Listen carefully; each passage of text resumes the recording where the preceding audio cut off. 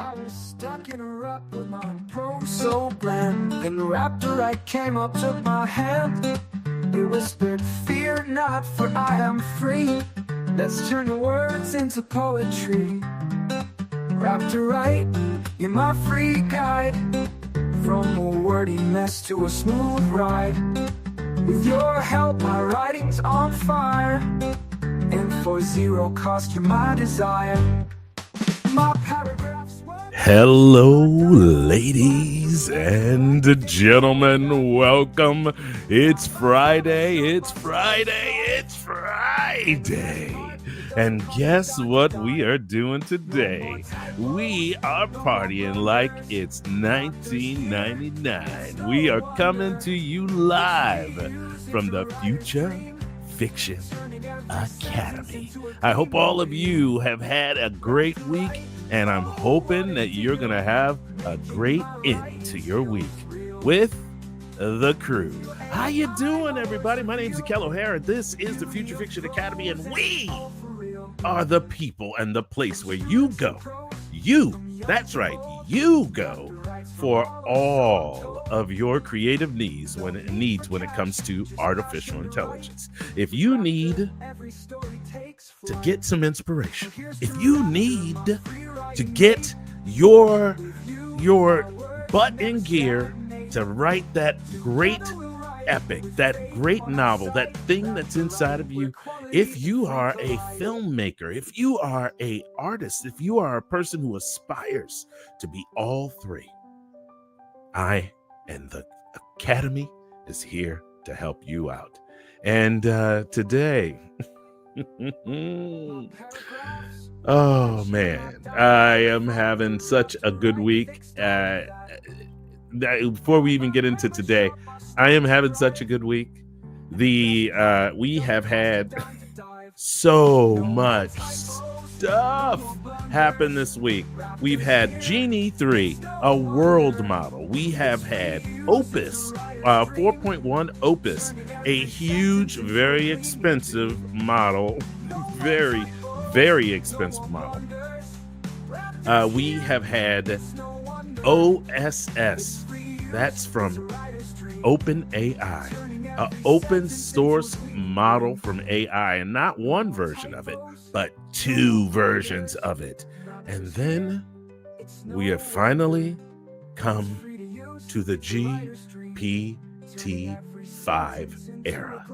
And I've already done a video. I had to stay up until 3 o'clock in the morning putting that video out. But I tell you what, it has popped. It's had over 800 views so far, and it seems to me to be the new hotness. I've tried it. Other people have tried it. I've even been called a 10-year-old child because of it in the comments, which was one of the funniest things I've seen in a long time. It has been such a ride this week. And to go even further with that ride, we have... Well, you're going to think to yourself, when I pop this person on, you're going to say to yourself, what in the world? And I think I know her. I'll tell you why you think you know her in a second. But before we do that, let's go to the comments and see everybody here. And sorry about that post I put out 15 minutes ago. Steph Pajonas is a goddess. You know why? Because she erased all of my social media pops that I put up. Ooh, wait a minute. Let me see here. Did I also post it on my own personal socials? Because if I did, oh, come on now. Because if I did, I need to get rid of that, because otherwise people start popping in my room. Let me see. Kello. And yes, I'm going to erase that. Erase, edit, move to trash, automatically deleted after 30 days, move to trash. There we go. I had it on my own social. I made a mistake. About 15 minutes ago, I posted the link to get into this actual room where I'm actually doing the live stream, because I was giving it to the illustrious guest that's going to be here today, and I messed up. Steph Pajonas, I love you. And like one author loves another. Anyway, I appreciate Steph Bajonas. All right. Let's see. The author peaks all around. Let's see here. Let me click on that. Peaks all around. What's up, Eldon?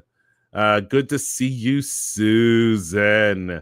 All right. I love Eldon going, woohoo! Oh, happy Friday to you too, Pat. Uh, yes, happy Friday indeed. Look at everybody going back and forth. What's up, Bill? Hey, Danny, how you doing? It's good to see you, Zedekus. Nice to have you here. And Becca, what's up? How you doing, Becca? And the saga of Veilora, that has to be what it is. The the sagas of Veilora have good to see you. Good go all, and my mentor, my teacher, one of the people that helps to steer my life into the future. How you doing, Bad Evan? All right, everybody. Are y'all ready for this? Look at that. I got it right. Thank you. Oh my goodness. Thank you, Sagas. I appreciate it. I'm glad that happened. All right. Now, as you all know, as you probably could guess, this is all brought to you by the Future Fiction Academy. We are a collective. As a matter of fact, we have a mastermind of like-minded authors who help each other out, who bring together the creativity of the masses with artificial intelligence, and we talk vigorously about it. We have tons of courses and standalone courses, including, if you wanted to get into the mastermind, we have our August Accelerator. The August Accelerator is your gateway into understanding the nomenclature and the things and the way we do stuff at the academy. If you think you know artificial intelligence and then you start and we gave you access to just our regular old mastermind, all of the classes inside there, you would be quite confused because there's a whole bunch of things that we say and do and the ways we do them that really kind of get in your way, and it takes a while for you to assimilate these things. And that's why we created the Accelerator. And in August, and actually in every month, it's a $249 a month value. And with that, you get access to Plot Drive. You get access to something really cool called Your First Draft.ai. What is Your First Draft.ai? It is a comprehensive piece of software that actually writes your first draft for you. You write the story, you write the first, you have the, it spits out a first chapter, you make the first chapter, right? And then you go in and you edit it and make it sound and feel like you. And then you take all of that information and it will pop out a first draft so that you don't have to write that first draft. You can just write the novel that has been made from that first draft. All right. So make sure you do that. Now, if you wanted to get back over in the Accelerator for like a long period of time, 6 months, you'll get 1 month free. 12 months, you'll get 2 months free. So what I want you to do is, if you want it for 6 months, it's $12.99 and double that, and you'll get it for a year, and you'll get 2 months completely free. Now, we have in all of those standalone classes and stuff like that, we have a ton of them. So some of them are easy, choosing a publishing niche, using AI, easy peasy book machine, build it, bend it, and break it down. We have romances by the incomparable Harper. We have translations. We have all kinds of stuff. And we also have a new class. That new class is called the YFD Bootcamp. If you get in the YFD Bootcamp, it will do exactly what things like the Accelerator does, except it's a one-time fee of $300 where you get not 1 credit, not 2 credits, but 4 credits if you purchase that 4 credits if you purchase that class, and each credit gets you 20 chapters. So you can write up to 80, let's see, 20, 80, 20, 40, 60, 80, right? 20, yeah, 4 credits. And each one of those chapters can be up to 3,000 words. So do the math. It's a whole lot. So if you want, and you get instruction on how to actually use the software. So come on over to the Future Fiction Academy.com. Links in the description below. All right. Other thing before we get our guests in here. You know that GPT-5 came out yesterday, and that they had a whole thing. And I mean, talk about media coverage. They've had all of the YouTubers in there, all of the people. And if you haven't had an opportunity to try it out yourself, one of the first places it shows up is on your phone, on your app, on your phone. So if you're paying for it, even if you aren't paying for it, it should show up on your app. Oh, by the way, that's my cute little wife right there. She's so cute. Yes, she is. That's back when she had red hair. She has purple hair now, and it's vibrantly purple. Her and EAW, they went into the purple hair lady crew, and they're never looking back. Let me let you know. My class is here now. Oh wow, we're up to 43 people. Yeah, heck yeah, Lynn. Ladies and gentlemen, Lynn, the woman who owes me, I think, a dinner. I think she may have said a drink, but I'm pretty sure she owes me a dinner now, because she was the one that told me that they weren't going to come out with GPT-5. She's like, they could come out with it, but they ain't going to call it that. And guess what? We have GPT-5 coming at your door. I cannot believe it, Lynn. Can you believe this day was ever going to get here? Because I sure didn't know it was going to come. They said it would, but it's hard to believe these people anymore. But they did it. They actually did it. Hi, Liz. How you doing? I've had a cute nose. I have a cute nose. I love that. It's a great name. It's Saturday morning here in Cambodia. Oh, that's right. I do know who you are, I think. I have a few people over in Cambodia. Let's see here. Leah, how you doing? Jess Mesher, what's up, girl? How you doing, girl? Nice to see you.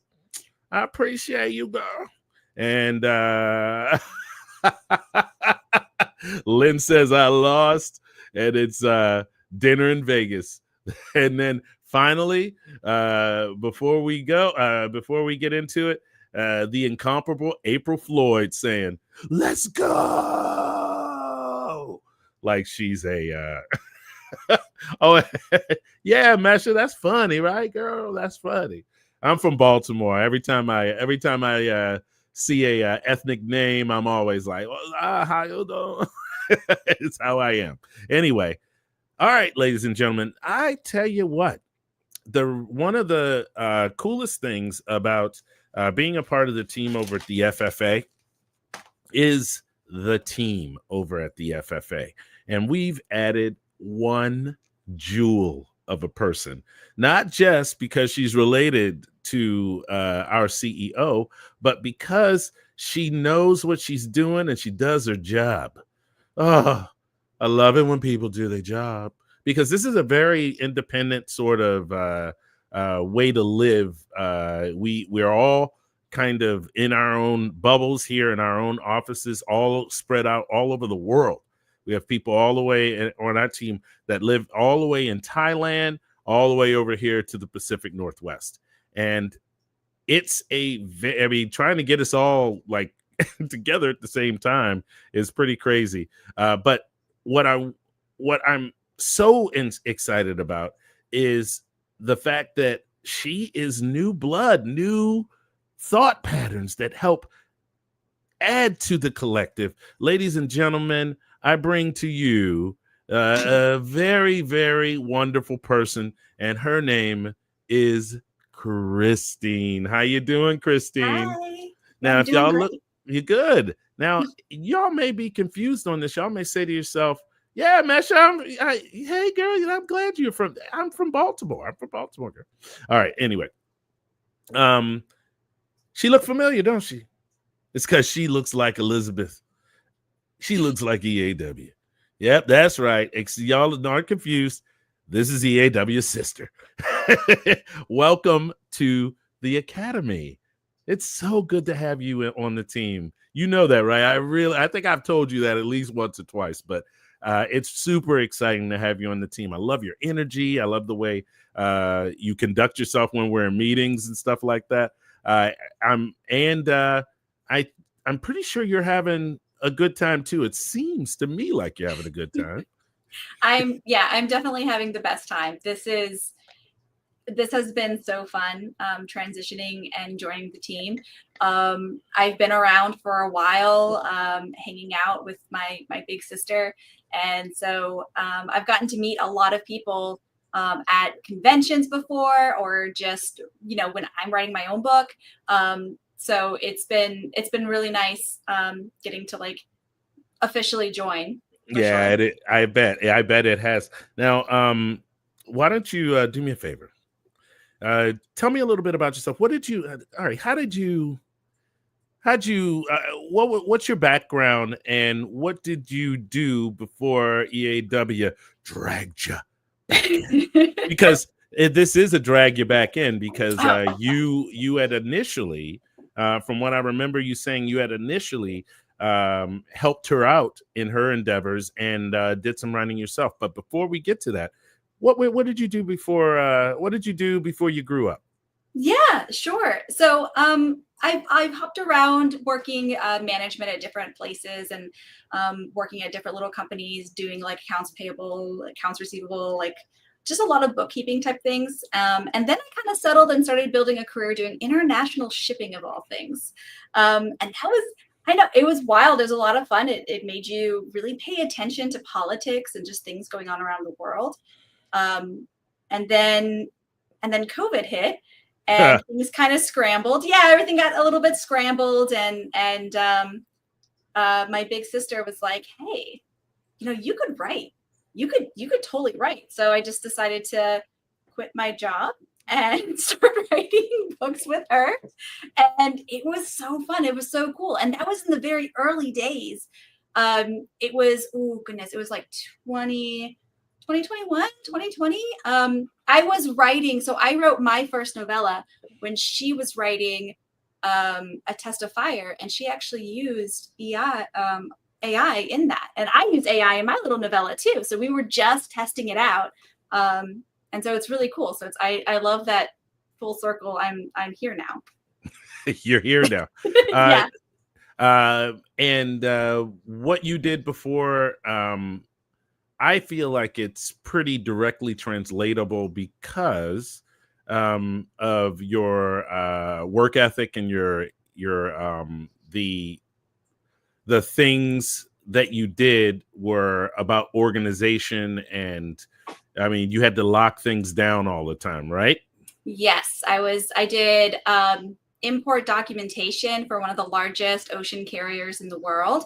And they're still high up there for Yeah. sure. Yes.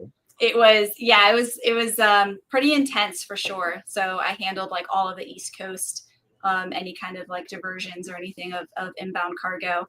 And in America we do like to import a lot of stuff. So it was definitely busy. Yeah, we do. Yeah, I think somebody at the top keeps forgetting that we like to import lots of stuff. But I'm gonna do my best to avoid that subject. Let me see here. I'm just trying to make sure I look at my notes and make sure that I hit all of the things.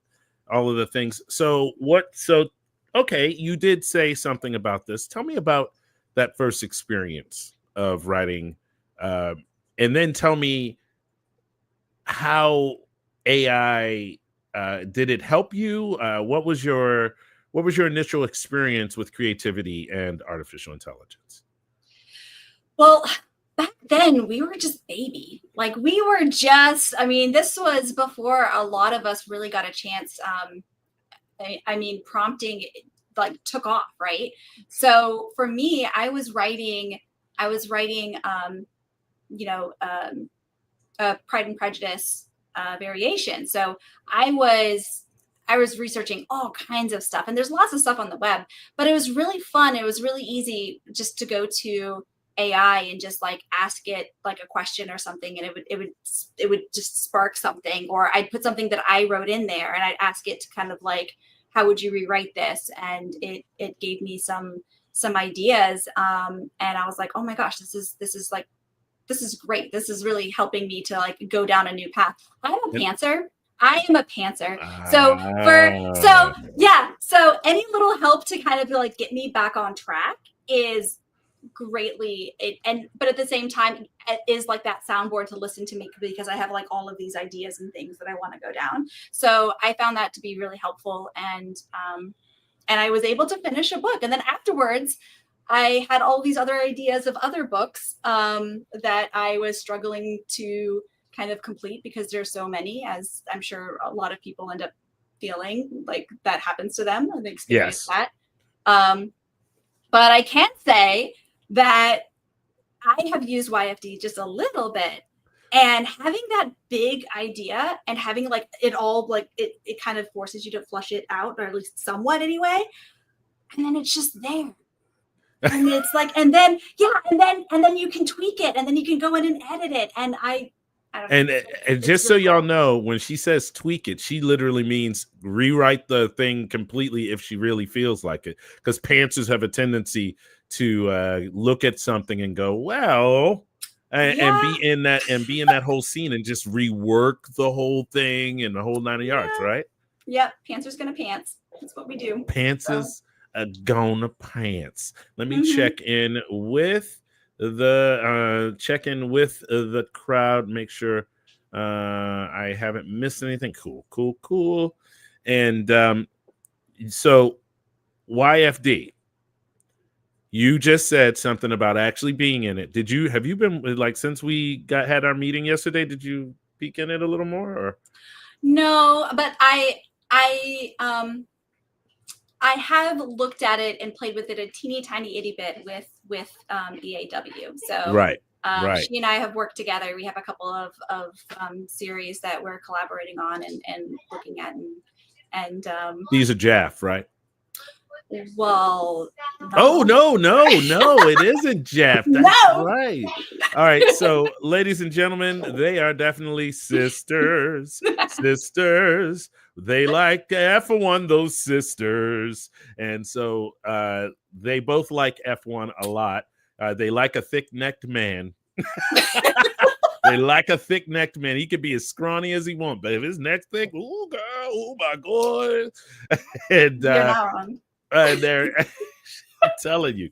And so they are writing F1 right now together. And the cool thing about the Future Fiction Press is that we have it is a what you would consider a ghostwriter press, okay? Meaning that everyone can contribute to, like, there's these silos which are pen names, okay, everyone. So you have a pen name, and that pen name, just like in the Nancy Drew days, or just like with Hardy Boys or any of the other things, multiple people can write under that pen name and put books out under the pen name. And that, I'm pretty sure that's what you and EAW are doing. You're working on stories in a specific pen name, and you're working through that. But what do you do at the press? What actually do you do at the press? Yeah, so my role is going to be more of an operational management standpoint. So, like I said, everybody, she is completely suited for this particular endeavor. That's true. And you know what, I didn't mention, but I was right before I came to the press, was an operational manager for pediatric clinic. So yes, you're not wrong. Yes. That is what I do. But yeah, so my role here is to basically make sure that we're all on track, that the submissions are submitting, that the deadlines are lining up the way they need to, and that we're publishing on time. I'm making sure that all of the contracts are signed and that everything is going smoothly. And I'm not alone. I mean, there's other people behind the scenes, of course, doing things. I mean, it's not just you. I know that. Not. It's the greatest hits of FFA, honestly, that are behind this whole venture. Now, don't you love the team? I mean, they are such a good team. Every time I'm in a meeting with everybody is doing like their job. Yeah. Oh, it's so nice. Everyone's doing their job. Yeah, it's giving me whiplash. I'm like, oh my goodness. If you've ever worked at like a huge company before, or just, I don't know, even like a smaller company where it doesn't seem like anybody. We don't move. They don't move as fast as us. No, you're not wrong. I mean, it's like, this is everyone's passion project. Everybody loves this. I mean, aren't you? Did you remember? So we have a super secret project that we can't even really talk about that we're working on right now. But Carlo, one of the people inside of the FFA, came onto the team a couple of weeks ago, and he has just been beating it up lately, hasn't he? I mean, he has completely. He's built whole pieces of this new piece of software that we're working on, like in a week or something like that. And he showed some stuff off, and we were all like, "Ooh!" I mean, just over and over again. Cassie, everybody is just always just so on top of their jobs, and it really, you're right, it really does have some whiplash. Now, since we're talking about the FFP right now, there's some announcements that we have going on right now with the FFP. You want to talk more on the announcements that we have decided that we're going to be letting the world know about tonight? I would love to.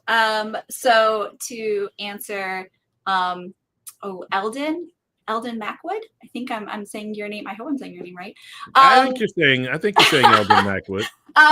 It won't be very long that you have to wait. As a matter of fact, this week we've been working on just ironing out those contracts, making sure that they are exactly what we need and what we want, that they make sense. And next week, during the 25 and 25. 25 and 25. Thank you. 25 and 25. EAW is going to be teaching.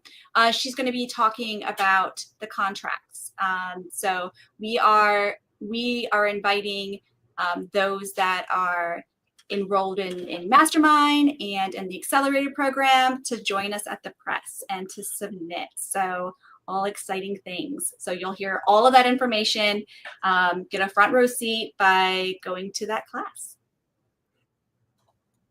Yes. Now, if you aren't in the FFA and you are interested in learning about applying for the press, then make sure that you email Dean at the Future Fiction Academy. That is the easiest way for you to get a hold of us and for us to be able to direct you to the right people that you need to talk to. So email us at Dean at the Future Fiction Academy if you are also interested in the press. Someone who's in the summit with me, which we have been advertising that Bad Evan is in charge of.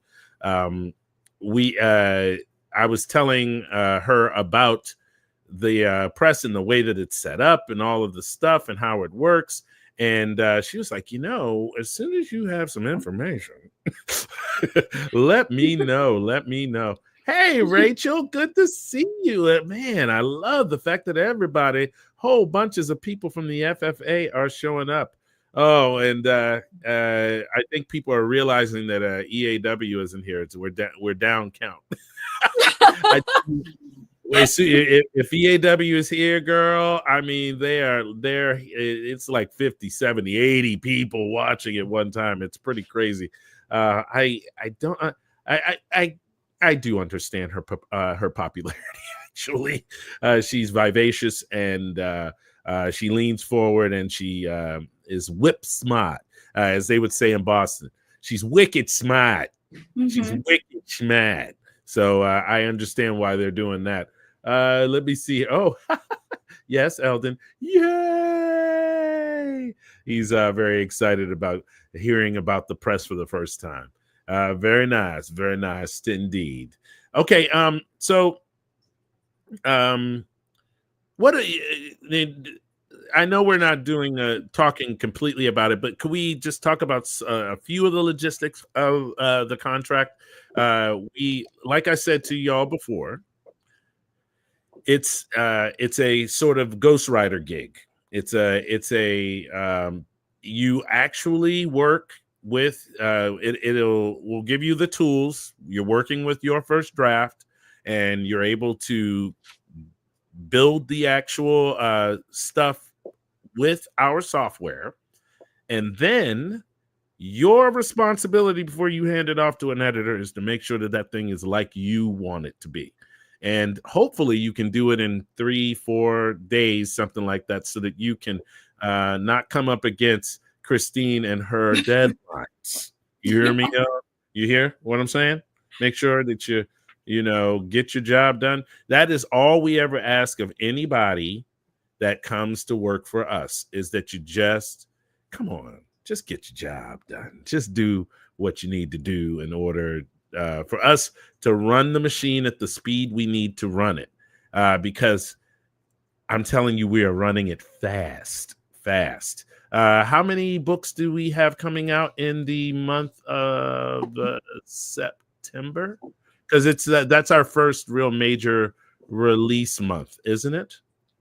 Yes. So, well, August, we have 12 slotted to be published. I didn't realize that. Yes, not. I know you missed the meeting this morning. That's okay though. That's okay though. That's why I'm here. Y'all, I stayed up till 3:00 in the morning making a video, and I was like, I'm gonna wake up at 8:30 and then go to the meeting. And at 9:00, I clicked on that meeting, and y'all were already done. And I was like, well, are we not having a meet, y'all? The meeting happened an hour before I thought it was supposed to. I need to actually just stay up on my when things happen, because they changed some hours and stuff like that, and I didn't check the calendar. But since I didn't, you want to tell everybody what happened? Because I don't know. I have no idea. Then what were you gonna say? Well, this morning we went over contracts.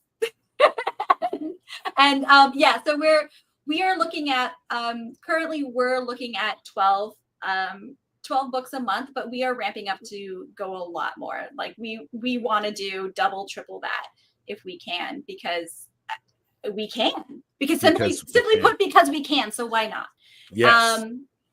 And we already have some pen names that are picked out with personalities, and they already have like a bio and the little niches and the little genres that they're really just going to be specializing in. But there's so much more we can do. I mean, all it takes is just for somebody to say, hey, I really want to write this. And then now we're going to create a whole new pen name. And if you're part of that at the very beginning, I mean, who's to say that you can't help to influence what that pen name is going to be like? Like what kind of author do you want to write under? Like, let us know. So it's definitely collaborative. And I mean, I think that's what's so cool about this is it's bringing together a lot of creatives, and it's giving everyone a chance to test out the AI themselves and to track and to see what happens in like a safe environment. Like, it's okay that we will be the name, and you can just reap the benefits. So yeah, and the way there's a percentage, you get a percentage pay of everything. We won't talk about all of the percentages right now, because that's when they're doing all of that in a meeting. And if you are interested and you are not in the FFA, make sure you go to Dean at the Future Fiction Academy, and then we will shoot you to the right spot. But if you're interested, and you have a genre that we haven't covered yet, that's a very exciting thing, because there's a possibility that not only will you be able to write on it, but at some point later down the line, you might be able to be in charge of it and making sure that people who are writing under that pen name and helping to bring out series and all of that stuff, that they are all adhering to the roadmap of whatever the plot arc that you have mapped out. I mean, that's super exciting. Like you said, that's like really influence on exactly what's going to happen with that pen name, and how that pen name like develops that universe, or those universes that it has. I personally write sci-fi space opera, sci-fi military sci-fi, and I know that we haven't really gone into that particular realm yet. So, and I even have a pen name that I've already picked out for it, and I have the first cover for my book ready to go. I am unusual, y'all. I like to do a bunch of this stuff because the actual press usually makes covers, usually makes blurbs and all that. I don't make blurbs and things like that, but don't get me started on that. I ain't a businessman like that yet. That's why I'm taking Bad Evans class, the summit class, because I'm not quite that business person, but the comfort of being able to work under a press where you have a team of people that actually help you do all of this stuff. It's going to be super, super exciting. So make sure you go over to Dean. You write email to Dean, because I'm sure April's going, why are you telling all these people to do that? Because April's the one that has to deal with the dean over at the Future Fiction Academy. Let's see here. I'm just looking at these comments right here. Oh wow, someone's done. I saw Steph post on this, and now I'm looking at the course. This looks really cool. I've always I've been using AI to help with my book, but I'm gonna go through the free course. Oh, they're talking about. Oh wow, they just started talking, didn't they? I can't even figure out. I'm trying to figure out where all of this. Okay. I'm just making sure that there's anything I missed. Now the tools are getting better. Totally okay. Sounds good to me. Nope. Oh wow. Everyone's just anyone is able to apply to the FFP by joining the accelerator or mastermind, or can non-FF members apply as well? I think like I said, it's actually it's Cassie that ends up picking up that email, but she will definitely be able to send y'all to the right place. So yes, Orinx, you will be able to apply as a non-FFA member. We will probably give you a prove it assignment, because we want to make sure that you understand how to roll up a story with the assistance of AI, and can you tweak the story and make things and change the story enough so that it feels human, feels like can you elevate the quality? Because let me let you know, AI is a very, very smart thing, but what it does not have is it ain't got taste. So what you end up doing, I'm working on a class that I'm probably going to put on the calendar for next week, Christine, that is about directing. So I don't know if you know this about me, but I was a professional actor for 25 years. Oh. I did commercials. I did occasional movie, but my bread and butter was theater, which would have been plays and musicals. And I was in Actors Equity. I was like, an actual like they paid me money, good money too. A working actor. Yeah, I was a working actor, which means I starved a lot. I was a lot thinner back then. And We all were. But girl, let me tell you. The one of the interesting things about that is that first, as an actor, and I also ran theaters and I directed a lot of plays, more plays than I probably remember directing. I have to look at my resume on my directing resume, but I directed a lot, and I directed a theater, and I spent a lot of time inside of text, understanding how to translate the text into something. I directed a couple of short films, and I found that people are always surprised when I come up with stories, like off the fly, sort of.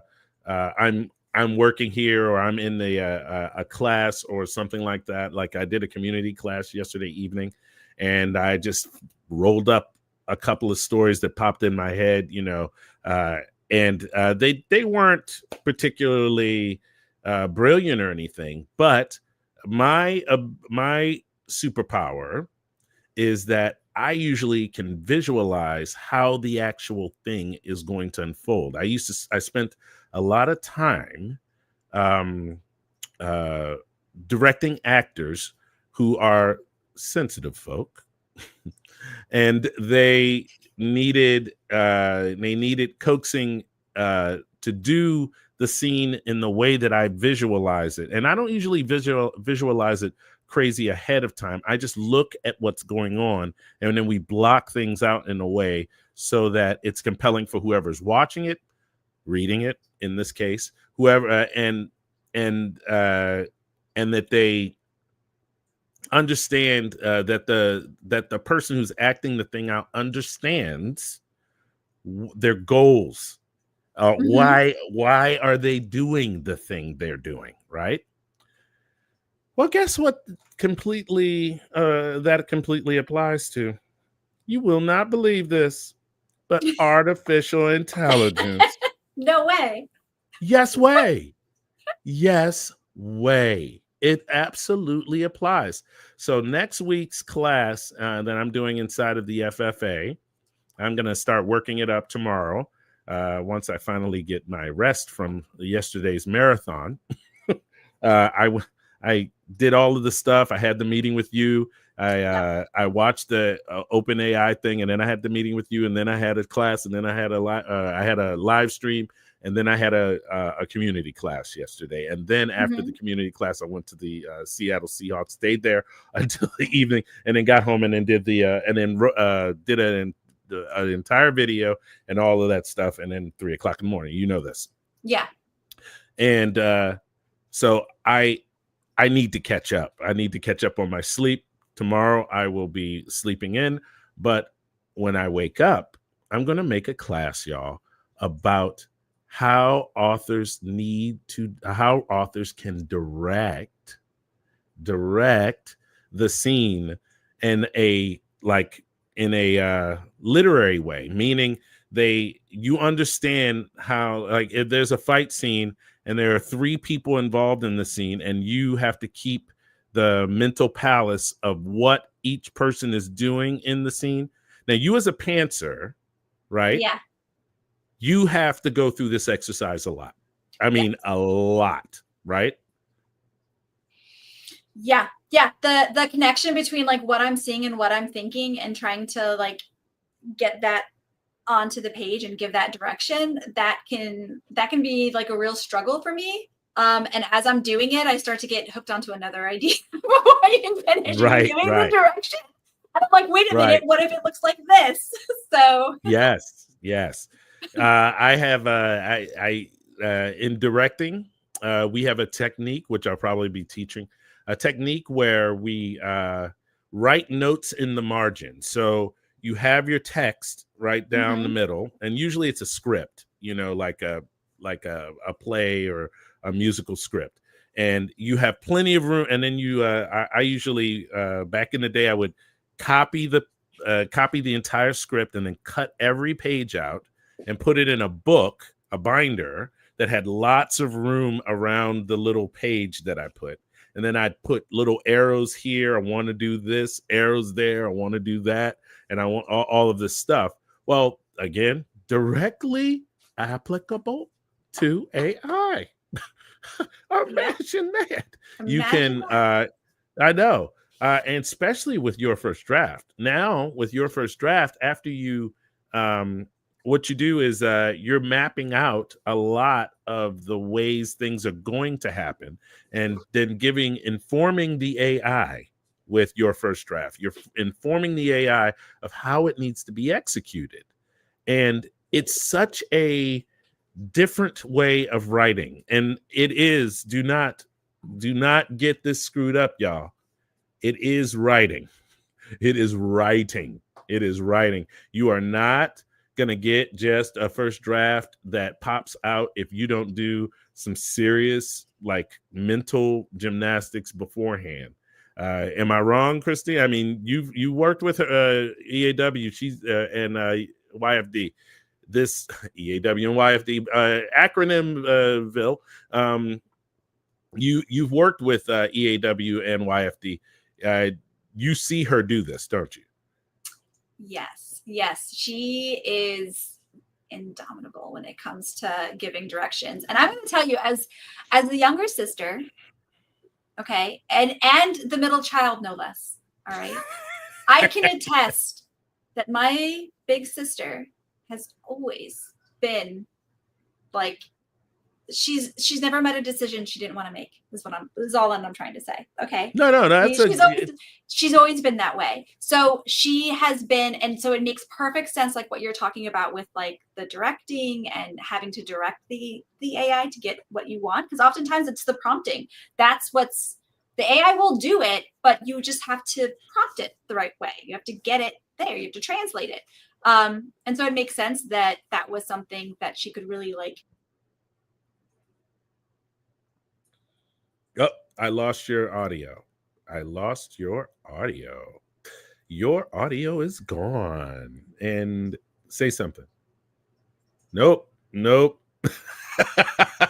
I'll let her figure that out right now. But yeah, it's the truth, y'all. So what I want you all to do is, if you are interested, I'm gonna let her slide off here.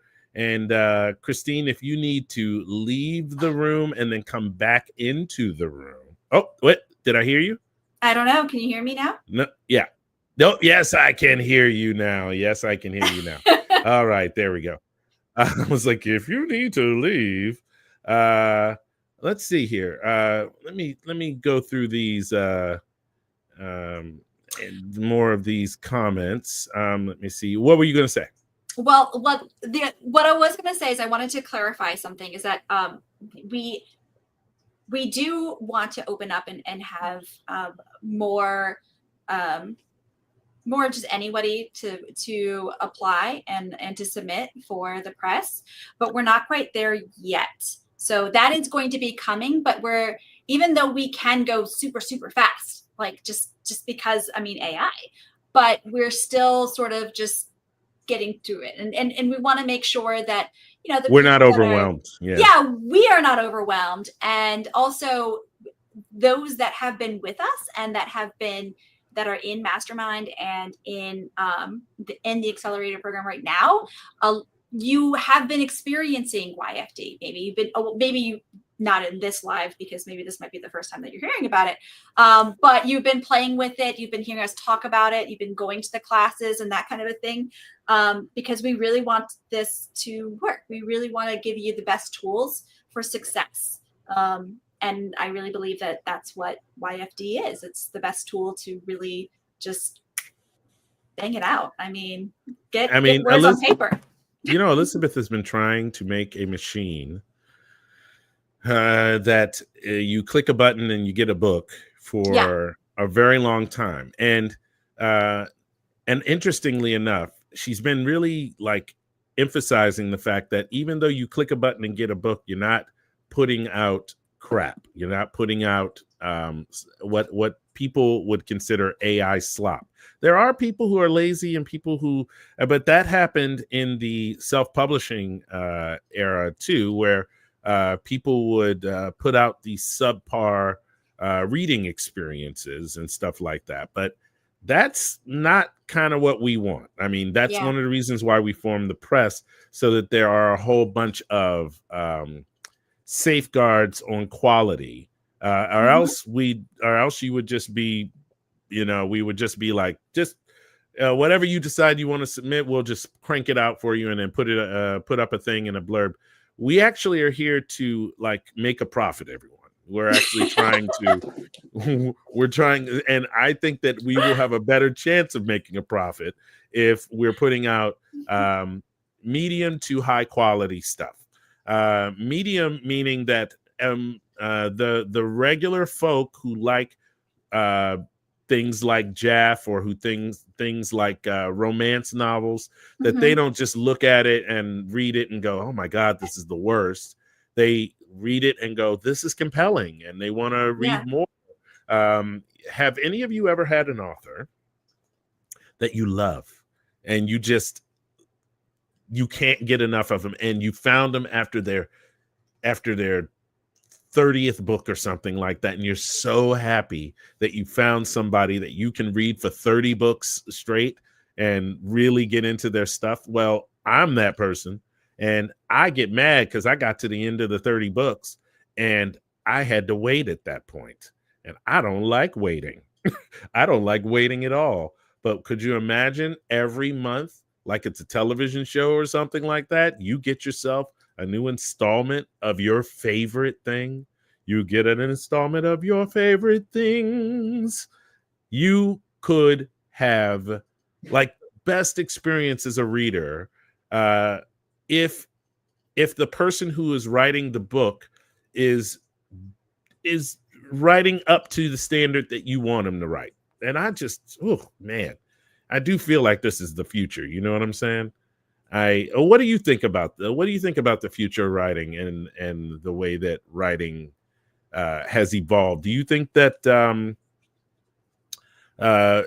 is there would you rather go back to the carpal tunnel sort of era of I can write a book a month, I can write 2 books a month, blah, blah, blah. I mean, is that the way you would like to work, or are you more of a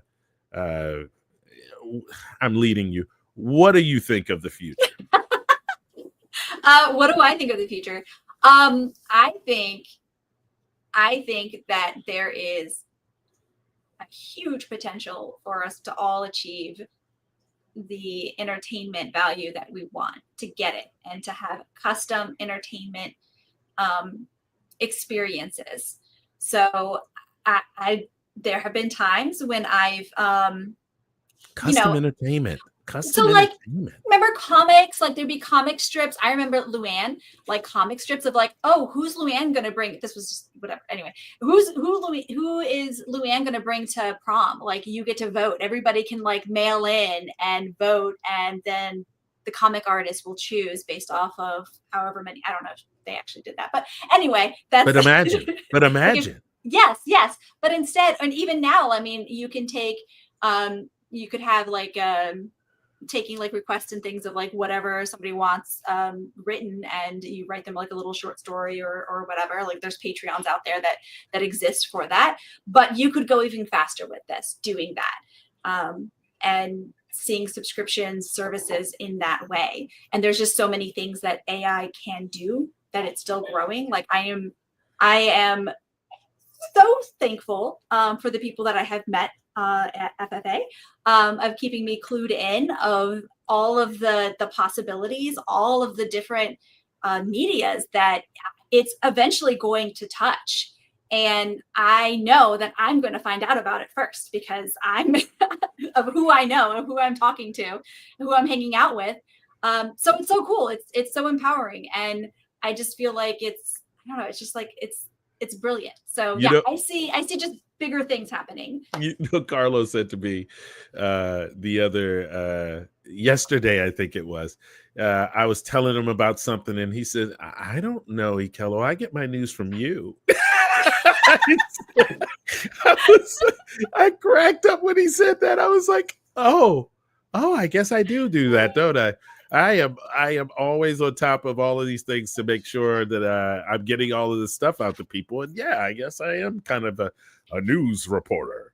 Now, what do you think about writing with AI and the perception of writing with AI as opposed to the reality of writing with AI from an author's perspective?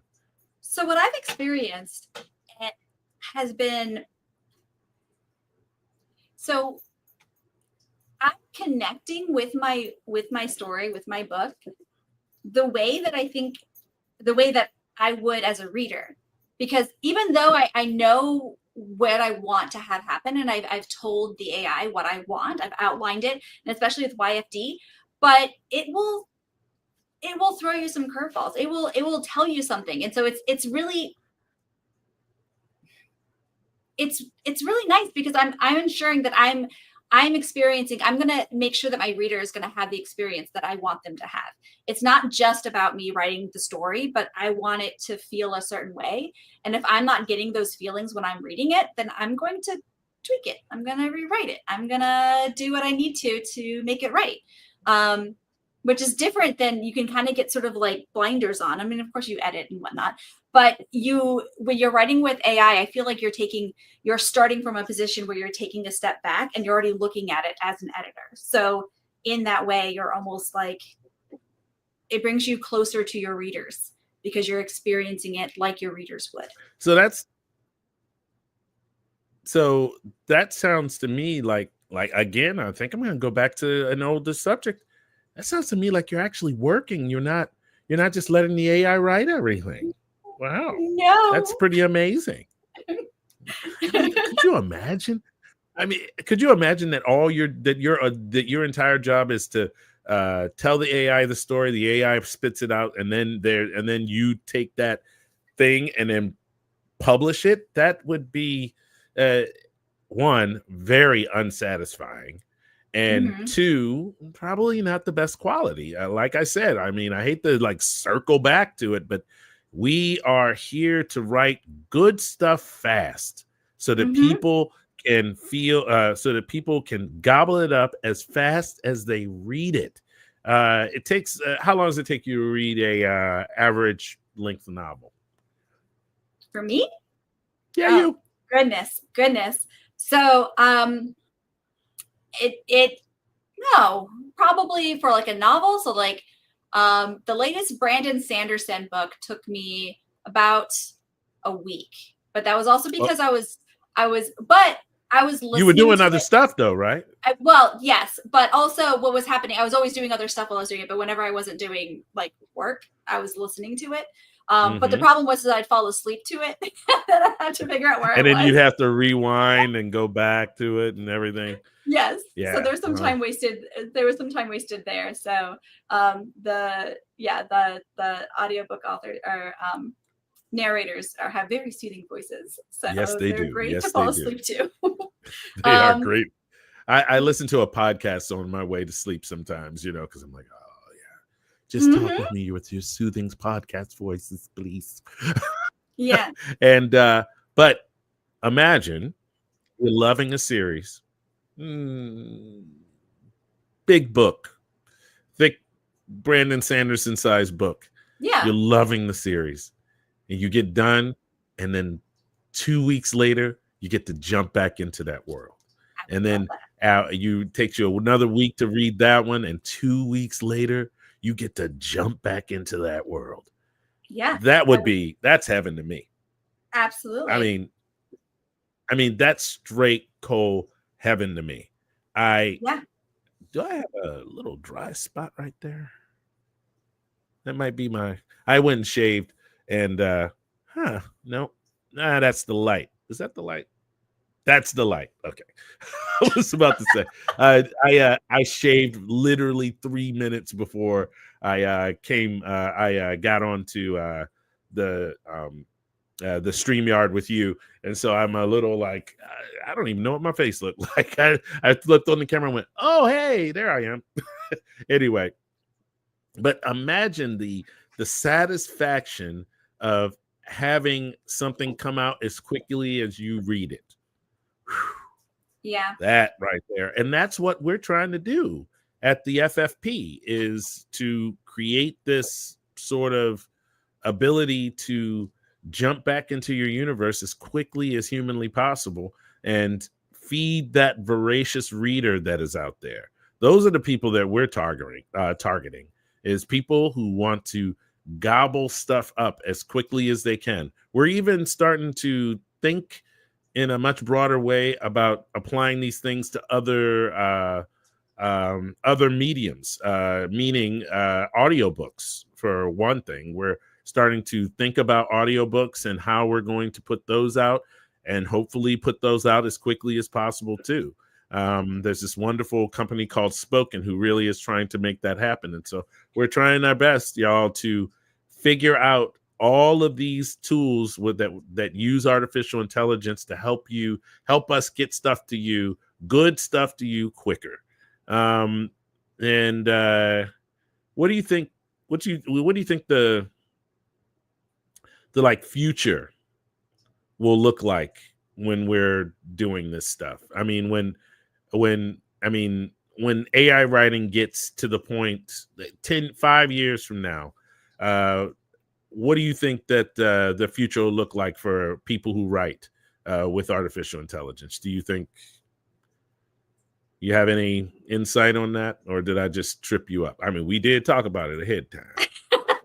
We did talk about it ahead. You're like, holy crap, what did I say? So I think that in the future, those that are early adopters for AI, which most that are watching this video right now are that, or are maybe interested and thinking about adapting, and just curious, AI curious. AI curious. There's AI, no harm in that. I think that you're gonna find that you still have a job. You still have something to do. Like there's so much that you can do with AI, but at the end of the day, I mean, the ideas have to come from somewhere. Like it needs to give direction. It's not, it needs a boss. Okay. Is what I'm trying to say. AI needs a boss, and maybe we can automate it pretty decently, but like somebody still needs to boss it around. And I'm happy to be that boss. I absolutely am. So and you're absolutely one. Is that what you said? and I know that there's plenty of others out there that are. And so I see everybody writing more and using AI and crafting the stories that they really want. That's what I envision for the future. I love the idea of like a subscription sort of model or something where somebody's able to direct, almost like a choose your own adventure. I mean, we're not there yet, but like where somebody who's like, this is the experience I want. This is what I really like. I like, I like 5 things, and I'm going to list these 5 things out, and I want all 5 of them in this book. And I want, the protagonist to be, 28 years old, and I want like very specific thing, and they need to be, a waitress and at like a big city though, and they failed college, and like all of these things, whatever. And then just have the AI do it, and you can pick your specific model and go with it. You want me to blow your mind? I'm gonna do. I always want my mind blown. Yes, please do. All right, ladies and gentlemen, and now we are at the show and tell portion of the evening. We have been talking for about an hour now, and we're at the show and tell part of the evening. I'm going to share my screen because I just saw something on X that is super crazy. Okay, let's go. Let's click right here. See, remember this famous painting? Yeah. Of the people, right? the Phillies thing and see this famous painting? Well, now you can add this famous painting to something called Genie 3, which I reported on this week. And you can now walk around it.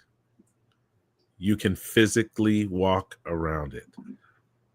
Now you're completely looking behind the people, looking into the cafe, looking at the empty street that the angle was taken from. And this is completely computer generated. It took the original picture and completely made an entire universe right there in front of you. I mean, that right there, I couldn't. And as it gets closer, it actually fills in the people's faces even better. Looks like you just walked inside of the cafe. Oh my goodness! And that is the world. That is the future we're in right now. Let me see. Let me get another one. Let's see here. Oh, this is one of my favorite ones. Wait till you see this one. This is a computer. This is AI computer generated. Where this is not a video game. This is an actual simulation that you can move around inside of the simulation from just one picture that you gave it. So let's imagine, Christine. Yeah.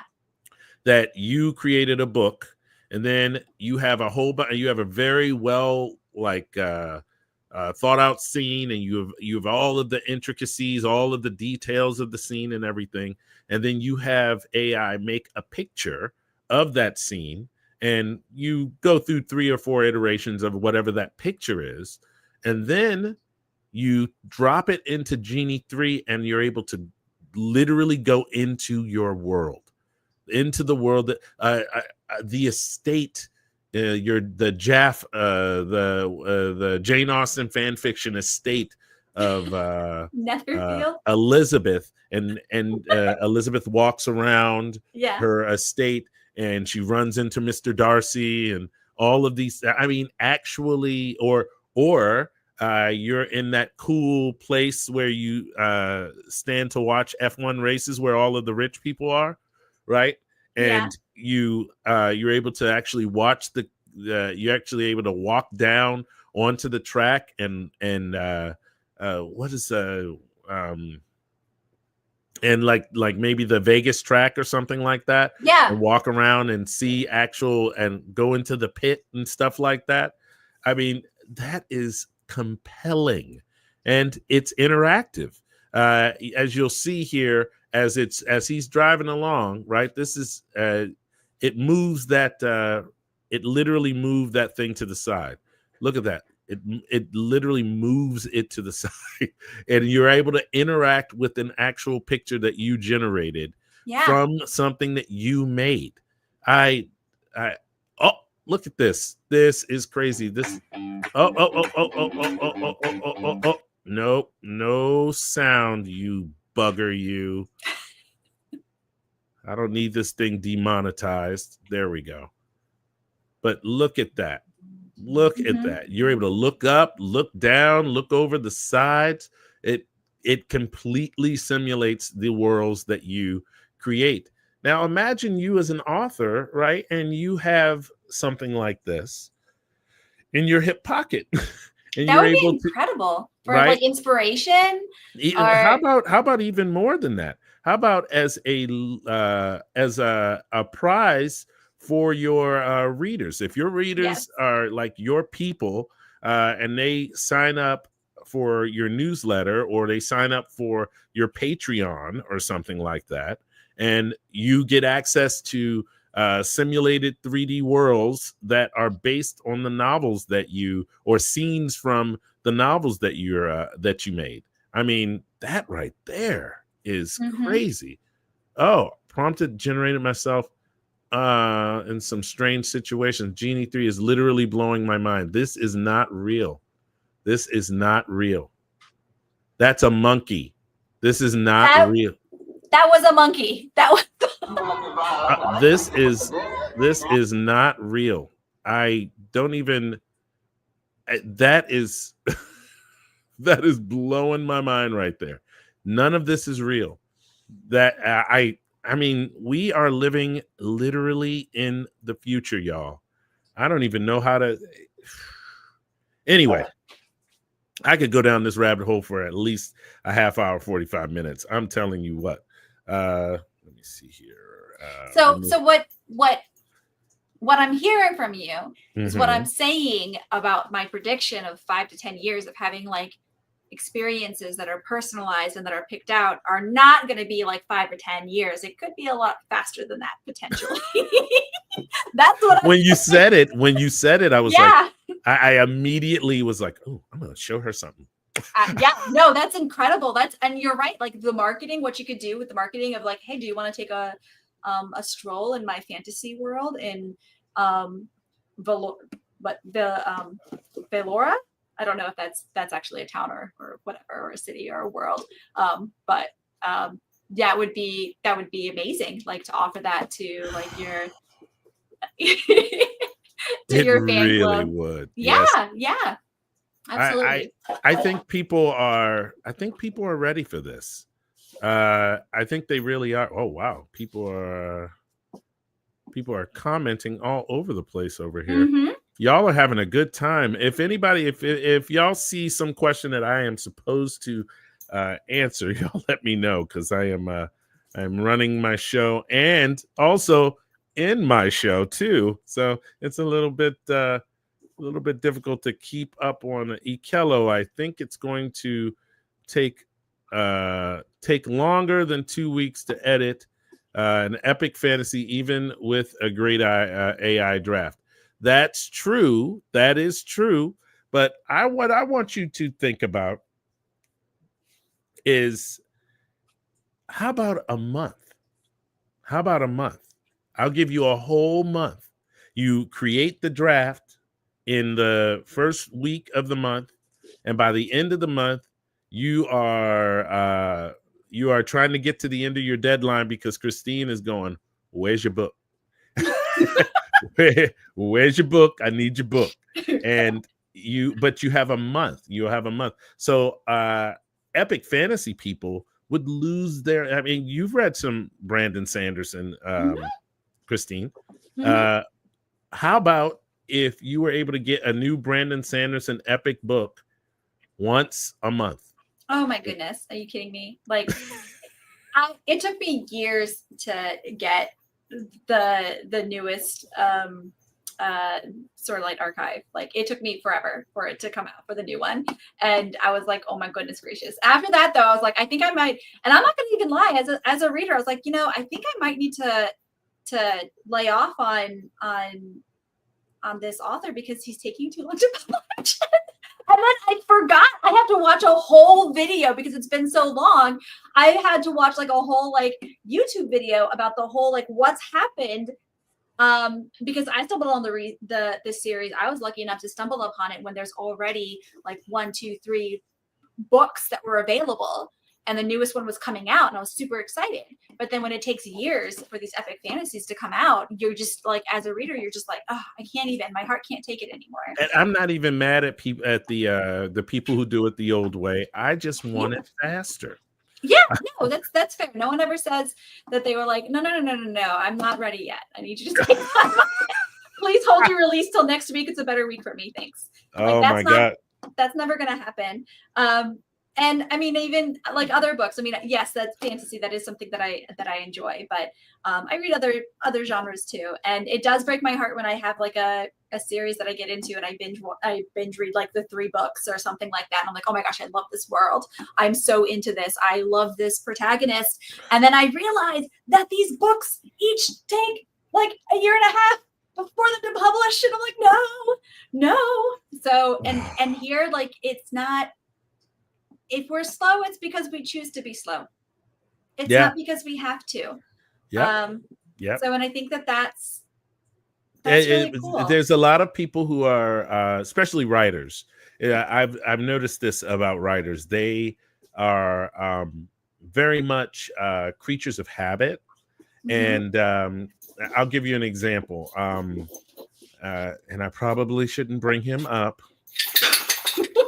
I probably shouldn't bring him up, but J.R.R. Martin and the entire Game of Thrones epic, and the fact that it's almost as if he was relieved that someone wanted to adapt his books because he hadn't finished them, but he had the ideas for how he would finish them, right?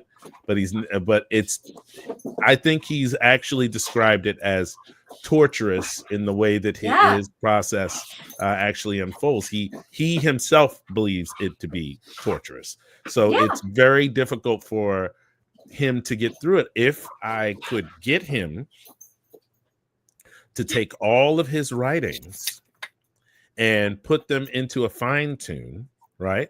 And fine tune a J.R.R. Martin clone of himself to write his first drafts for him in the way that he loves to write them, right? And then have his stories, all of his stories. I'm literally describing your first draft with a J.R.R. Martin. And I could get him to write everything he thinks he wants to have in the story, have his fine tune there to write it almost exactly like him right off the bat. Then all he's doing at that point is validating and making sure that the story is what he wants, how he wants it to be said, and any phrases that he doesn't like, it could actually mess with the way that the phrasing is going and stuff like that, and improve his speed and everything. But he's set in his ways. He's old school. He believes that the torture and the pain and the process are all part of the creative endeavor. And I dare say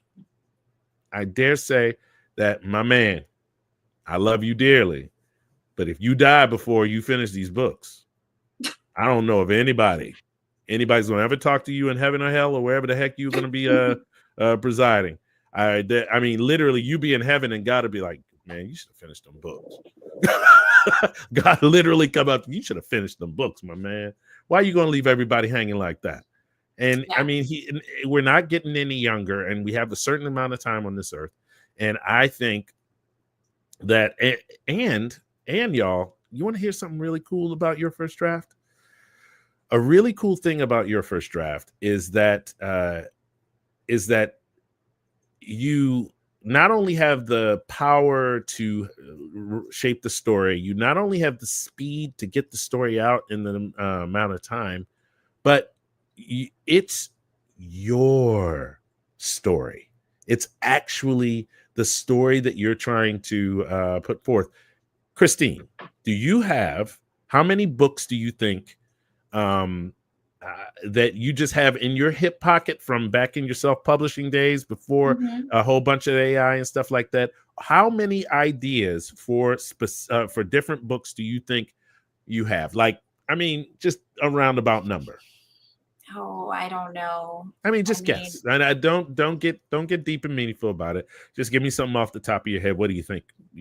I think I probably conceptualized like 100 books, maybe plus. Just this week talking with people, I was like, this should be a book. This should be a story. And every once in a while, like, you write down these things. You have a little list or something somewhere, and you're like, I should get to that. I should do this thing. You are not the only one that has this problem. There are so many authors who, I mean, I have from myself, from when I wanted to, like, when the Kindle thing and all of that stuff blew up and I wanted to publish a self-publishing book, and I was trying my best to figure out how to do that. I came up with, let's see, Jumpbox universe, which has tons of books that could happen in it, because it's like a Stargate SG-1 sort of thing where people go out into the universe from Earth in this modern day right now and affect what happens in the galaxy. So there's tons of stories that way. I have the Lucky Seven, which is kind of my version of The Expanse. I was mad that they finished The Expanse, so I'm a vindictive writer. Every time they cancel a show, I'm like, I'll write something about it. Screw them people. I mean, And that's a great motivator, honestly. Like one of the genres that I've absolutely loved was lit RPG, because I'm a little gamer nerd myself. But in the early days, and I you know, there are lots of books out there that weren't really written with me as the target audience. So you mean yeah. a bunch of male protagonists and Yeah. with no and with very very light with very very light characters of other types other than the male protagonist? Yeah, every woman is ridiculously beautiful and amazing and wonderful in the book. Every single last one of them. Every single one. Every single one of them. Even the roguish warrior woman who doesn't want anybody to talk to him or anything happens to be oddly beautiful. Yes, yes, absolutely. And you know, there's nothing wrong with that. There's absolutely nothing wrong with that. Like I am here for it. Like there's a demographic for it.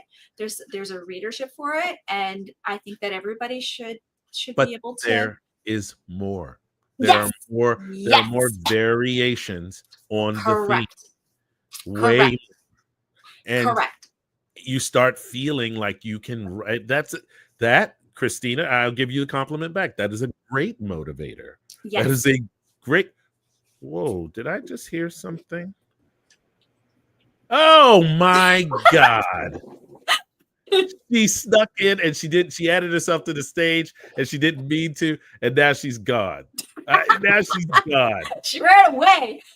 She ran away. She didn't mean to add herself to the stage. That's funny. But oh my. Hi, Elizabeth. Come on. Come on in. She did not mean to do that. Wait, did he? There we go. Oh, no. Can I get my Look, I'm here. Yeah, Elizabeth. Ben Richardson. Hello. Yeah, I'm here. There's you now. Hey. Okay. Sorry, I had you guys playing in the background. Sorry about that. But anyway, Ben's here. Hi, Ben. Hi, Ben. How are you? He can't hear you because I have you in my AirPods because I didn't want it to echo all over the place. So anyway, hi, Elizabeth. Hello, you guys are killing it. Oh my gosh. Ben and I just got back from dinner. We went to a place called Captain Groovy's. Yeah, Mom and Dad would totally love it, Chris. Elizabeth's on Elizabeth's on a creative retreat right now, working on some stuff in the background that we can't tell you about. We have tons of secrets. Yes, we can. That's why I popped on. Here we go, ladies and gentlemen. That's so you. Here we go, ladies and gentlemen. So Ben has been showing me all these like cool things about screenwriting, and like we have a script now for Snowstorms and Schnapps to turn it into like a little movie. We're gonna be working on storyboarding starting tomorrow, right? Yeah. Oh, here. Do you want to? I could take these off too. And anyway, so Ben and I were just laying out a curriculum. So if you are in the Mastermind and Accelerator, there is a question for you in the Discord about what kinds of things you want to learn. And Ben's actually going to be coming on and starting a whole like boot camp class thing for authors and creatives to learn AI movie making. And let me tell you something, I have been making mistakes doing it like all on my own and like self-learning. Ben's a genius with this stuff. So I'm really, really excited that he is willing to join our little motley crew in terms of people teaching AI to creatives. And the filmmaking world is even slower on the uptake a little bit. Like they're a little behind the writing stuff. So we're all going to be able to support him and start learning these things. And then we'll start seeing, more and more filmmakers coming into the space too. So that'll be really exciting. Oh, Kimberly Gordon says, yay. Alden Mackwood says, yay. So I'm super excited about this. Ben get a yay in the chat. I know. I'm super excited about what I thought was a super secret project, and now you know me in secrets. I do, Elizabeth. I do. That does not work.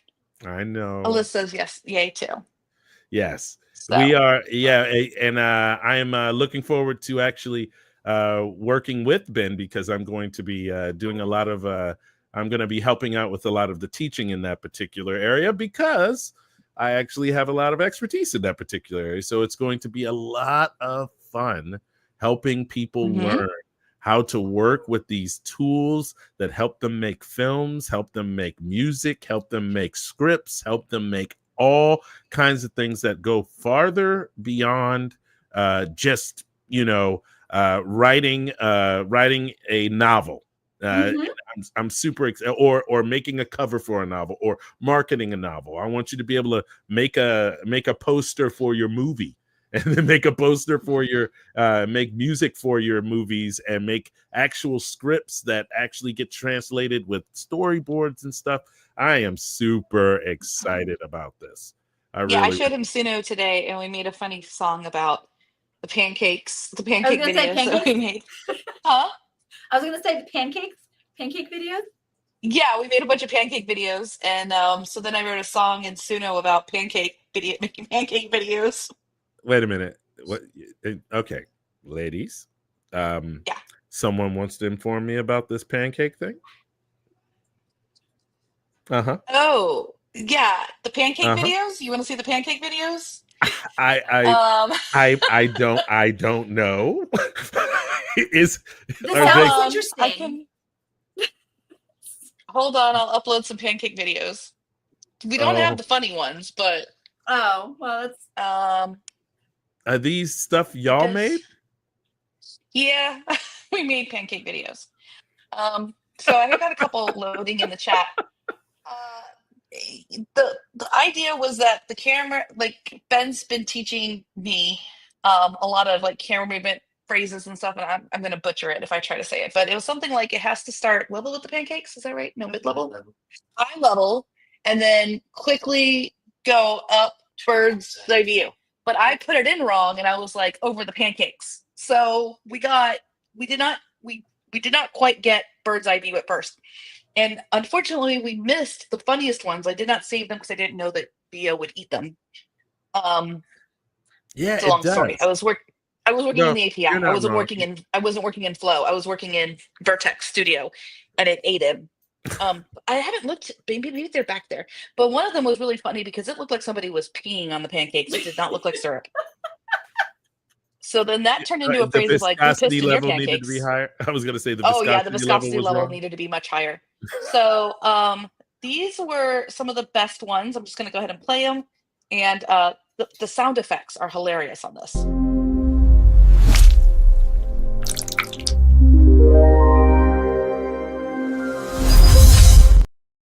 Oh, it's a lot. But they were the most dramatic pancakes. These were the best. Like, if I eat that many pancakes, I will be so stuffed. The stack of pancakes were real. Yeah, these were the best pancakes. Like they looked homemade pancakes. Like those pancakes look fake. Ooh, look at So this is VO2, believe it or not. And we were like, well, that's better. There's no sound or anything like that. It's not VO3. But that actually looked like real made pancakes. So now I want to go see if there are the pea pancakes. You gotta go see pancakes. Well, because were they splashing and stuff? Is that what the? Oh, if I can find this. If you can. You want more details, Akella? No, I don't. I really actually. I just realized details about the pea pancakes, Akella. Like what? I was just wondering what made them look like pea. No, no, it was not good. It was really not good. So Elizabeth, y'all just jumped. I mean, y'all just started seeing us do this thing. Your sister's been You're right. Your sister has been killing it on here. We have pretty much talked about all of the things. Is there anything about the new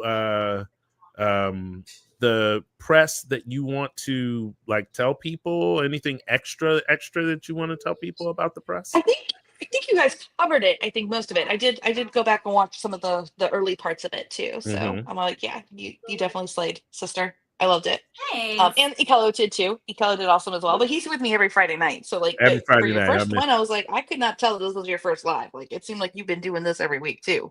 Oh yeah, I've never done this before. But that's just what Shilling sisters do. Like we're the Yeah. Shillings. We just like whatever, fine. We don't know how to do it. We'll just do it.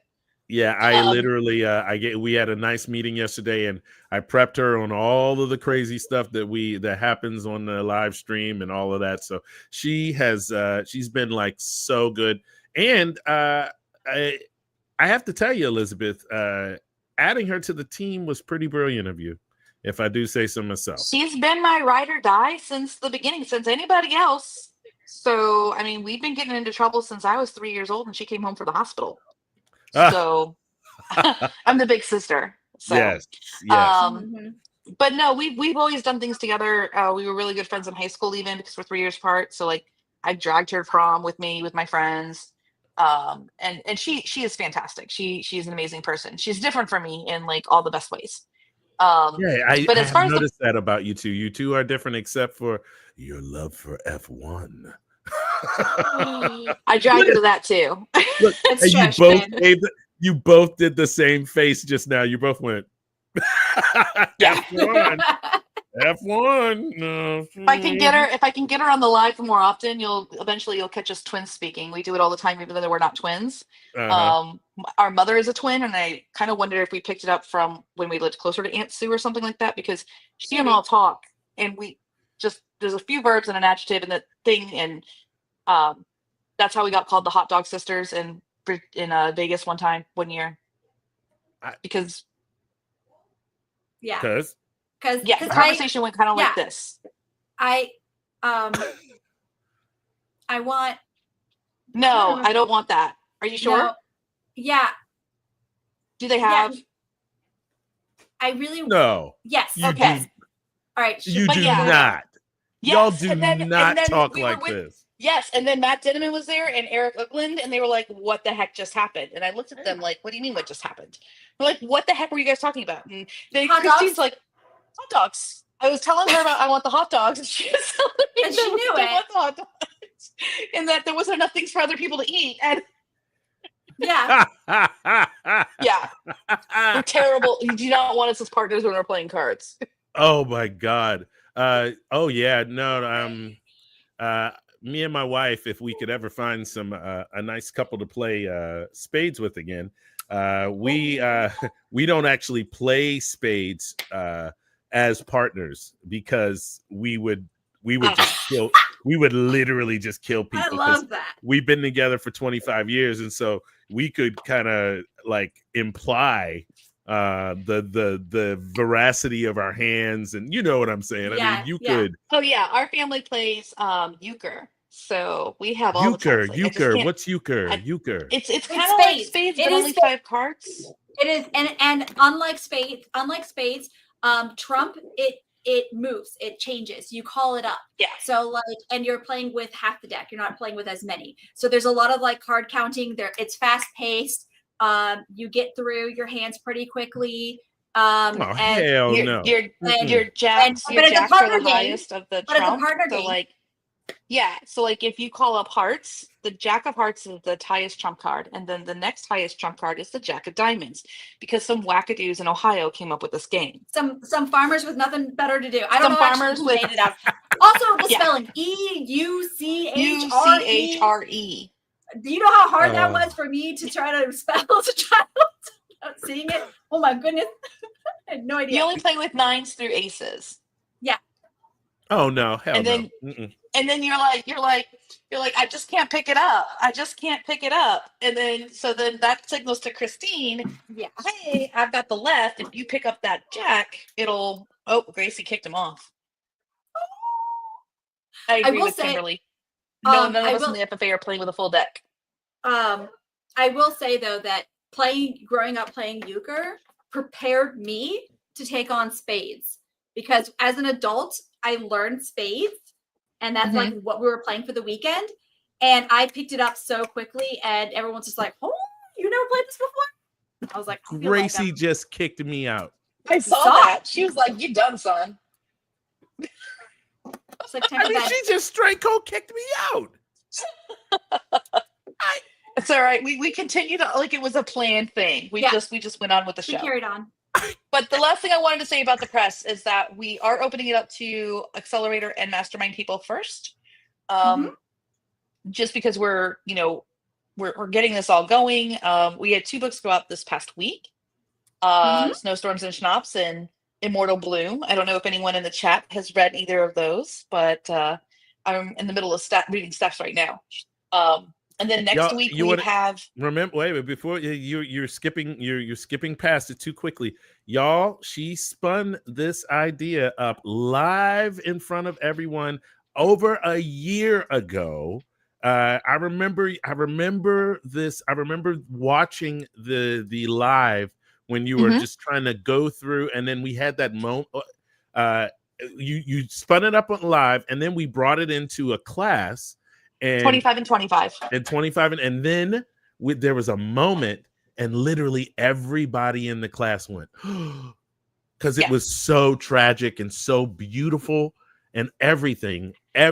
Grace, I swear to God, if you So August 19th will be the next 25 and 25, and I will be done with my video sabbatical, and I will be teaching 25 and 25, and I will be going over the contract and over all the things because it is work for hire that has a flat fee plus a participation so that you can get not royalties, but you get 10% on the full exploitation of the work for a set time period that can extend if you're still writing for the press. And we're doing that just so that, the press has insurance. The press has, uh, gravitas, and it allows authors to experiment with AI and write with AI, Mhm. and they could be using like Stratemeyer Syndicate. They can be using a shared pen name or something like that so that they can experiment. yeah. Um, but yeah, it's really, really big days. I mean, lots of things are changing left and right. Spotify now has AI for authors. That came out in August. So Yeah, and find then a way. and Spoken has a really nice workflow for making like multi-voice sort of almost Right. audio plays and stuff like Which that. you can take right to Spotify now. So Find a Way became an audio, and the Spotify part of it broke off to Spotify for authors. So authors can now distribute directly to Spotify with their AI audiobooks. It's a Yes. huge game changer. 11 Labs is doing some new things too, so that even authors in Kindle Unlimited can still have audiobooks and not have to worry about rights there, where you can have like not the text there. I mean, there's just so much that's changing. And then GPT-5 came out yesterday. I mean, it's hold on to your butt. That GPT-5 thing. All right, so here, welcome to the technical part of the evening, everyone. All right, GPT-5 has saturated a lot of these benchmarks that are coming up, all of these esoteric things. And Yeah, but the benchmarks were stupid to begin with. I agree. That's where I was going with this. It was always a zero-sum game when it came to these benchmarks. It Uh, was in the words of Shania Twain. That don't impress me much. Yeah, it's got to be about the vibe, the actual way the thing does the stuff that you're doing, you know? Mhm. And right now, and I tell people, in the video, which by the way, Elizabeth, the video I stayed up until 3 o'clock this morning editing is closing in on 1,000 views right now Nice. in like 12 hours or something, about GPT-5. And to me, Do you, it's about the vibe check. It's about the way it writes. And I told them, I was like, Elizabeth has been on that junk. Oh, ooh, that's the wrong way to say that. Elizabeth has been. Uh, Phrasing. it's fine. We don't have an HR Elizabeth. department. It's fine. It's fine. It's fine. Elizabeth has been on top of this whole idea of GPT, the open AI models. The whole time, she's never been impressed with the way that Claude does what it does. She has always thought that was, and now Elizabeth, I have to tell you, I've done in the video, I did extensive friggin' testing. I Mm-hmm. actually put even the open source one up. I did Nano, I did the mini of GPT-5, and they all did something a little different, but all followed my instructions incredibly well. And Yeah, that's they're all what you punching above want. their weight class. I outlined the 3-book series yesterday with Nano, GPT-5 Nano, and I was like Woo! blown away. And then I may or may not have like vibe coded a whole machine I with Mel and Alyssa in the office yesterday afternoon, and then got frustrated because it wasn't doing everything that I wanted, but it was doing enough. And I was like, all right, you just need to sit in the corner over there for right now. Guess what I did? I actually broke it. I broke it in class, my community class last night. As a matter of fact, Carlo went, but that's the way we do it. We break things. We I was break like, it. hell yeah.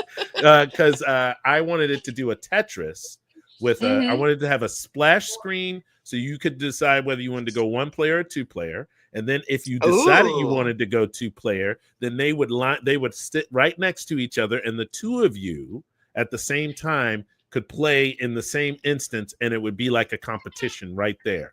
And like Dr. Mario. Yep, it broke it. Yeah. It said, Hey, Chris, I may have a book series of women's fiction, paranormal, cozy fantasy that we may have to write. It's called something with the tides, and it's 3 sisters, and there's even like some time travel and some cool stuff in there. And yeah. I'm into it. I still want to watch or write the witchy book and the Great Dismal Swamp. Oh yeah. You know what? That's series. the thing. You know what? I put it in there and it came up with this like cool like tides of something or other. And of course I threw it in New England, and I was like, oh, you know what? When I get home, we should run this again and say like use Tidewater, use Grace Sherwood, use Witchapungo, and like let's go. Yeah. Because it's gonna have time travel where like they go back in time, and I'm like, ooh. Oh, what if you tied it? No, but what if you tied? Oh, yep. I like this. I'm into it. Yeah. She was talking about tying it. So we have a road here in Virginia Beach called Witch Duck Road, which is Witch Dunk Road. I mean, it's Witch Duck Road. Yeah, Witch Duck Road. We had a witch. She was tried and she was found guilty of being a witch, and she was imprisoned. But the way that they found it, I know they hold on. They ducked her. They tied her, if I remember correctly, it was her right thumb to her pinky toe, and crossed, and then they threw her into the lake. And Lynnhaven River, and she had lots of brothers, and she grew up kind of like rough and wild or whatever. Grace Sherwood, she was like very attractive, apparently, or whatever, and she was able. That's relevant to the story. I don't know why, but they always included that whenever they told us the stories or whatever. And they would. Now I'm thinking about it, right, through adult eyes. I'm like, why did they include that always? Okay, because Anyway, so she would untie. She had untied the knots and came above, and they're like, oh, you're clearly, God has rejected you, so you are clearly a witch, obviously. Yeah, but they tried it one more time. Yeah. Wait a minute. So to prove yourself, this is what I always drives me. You had to drown to be innocent. So then she goes to jail for 17 years. They let her out. They give her back her land. They give her back her money. And in 2004, Governor Tim Kaine pardoned her. Yep. Posthumously. Like, hundreds of years posthumously. And now there's a statue of her in front of the Centera General Hospital. So here in Virginia Beach. So this is a story that y'all want to like tie into time travel, and you would go back and let's like have it. She has some like we'll reinvent it, we'll reimagine it. We'll put a whole coven here. Why not? Pungo, let me tell you, the swamps down here and stuff. Like driving to Sandbridge growing up, it was like you were in like this magical forest because the trees are over the roads. All the roads here are really old because like. People have been here since 1600s. It's Virginia. It's Virginia. Settled areas for. Anywho, Anyway, nothing. Did mom ever get a hold of a book or not yet? Not yet. No. Okay. Our mother is a cold reader for the press now. Yes, I've talked to her a couple of times, but I don't know. Is the iPad charged yet? Well, this is funny. She can use mine. Kimberly Gordon said, same here in Maryland. Same here in Maryland. I'm from Baltimore, so I that whole witch thing, it permeates the East Coast. Like there was a moment where everybody, like, women get bad raps that are like headstrong, and Elizabeth, you would have had a hard time, girl. You'd have had a hard time. Don't be pretty. Don't be smart. And we won't throw you in the river and see if you drown. Yeah. My gosh.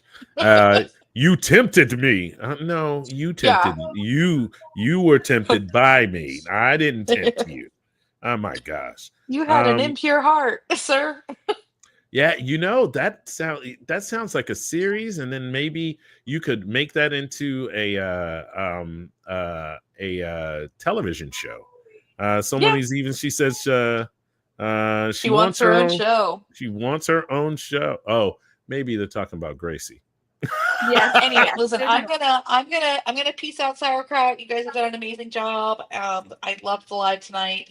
That way you guys can wrap it up. Yeah, And actually, I we are. will We're getting see. ready to wrap it Yeah. up right now. So, Mhm. but thank All you, right. Elizabeth, for I will bow stopping out. by Yeah. and Peace out, sauerkraut. enjoy your retreat. Yep. All right, ladies and gentlemen, the incomparable EAW decided to drop in just for a moment. You know, all those people who left early because they didn't think they were going to see some EAW, you missed it. It's your fault.